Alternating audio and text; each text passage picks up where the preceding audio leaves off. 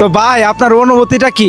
অনুভূতিটা হলো আমি সবার কাছে দোয়া চাই, কারণ আমার ভিতরে একটু নার্ভাস ফিল করতেছি, কারণ আমি বিনা টাকা আমি দেশে বাইরে ঘুরছি অনেক, কিন্তু এরকম নার্ভাস হই নাই। আমি বিনা টাকায় 64 জেলা ঘুরবো এবং মানুষকে দেখাই দিব যে আমাদের বাংলাদেশের মানুষ কতটা মানবিক।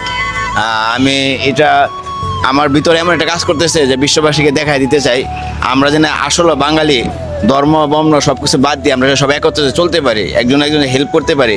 এটাই আমি প্রমাণ করে দেব, আমার উদ্দেশ্য একটাই। হ্যাঁ, ইনশাল্লাহ ইনশাল্লাহ, ওনার কথা অনেক ভালো লাগছে। তো আমাদের প্রিয় ফারুক ভাইয়ের কাছ থেকে ওনার অনুভূতিটা জানতে চাই।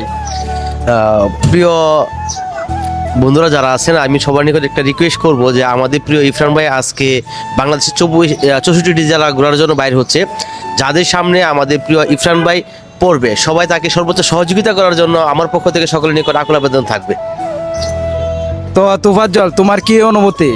আমার অনুভূতি হচ্ছে ভাই যেহেতু এই উদ্যোগটা নিয়েছে, তো ভাইয়ের প্রতি আমার পক্ষ থেকে ভালোবাসা রইল এবং কি আমাদের টিম মেম্বারের পক্ষ থেকে ভালোবাসা অবিরাম। তো ভাই আপনি এগিয়ে যান, আপনার পাশে আমরা আছি এবং কি আমাদের যারা যারা অডিয়েন্স আছে সবাই থাকবে ইনশাআল্লাহ। ইনশাল্লাহ ইনশাল্লাহ।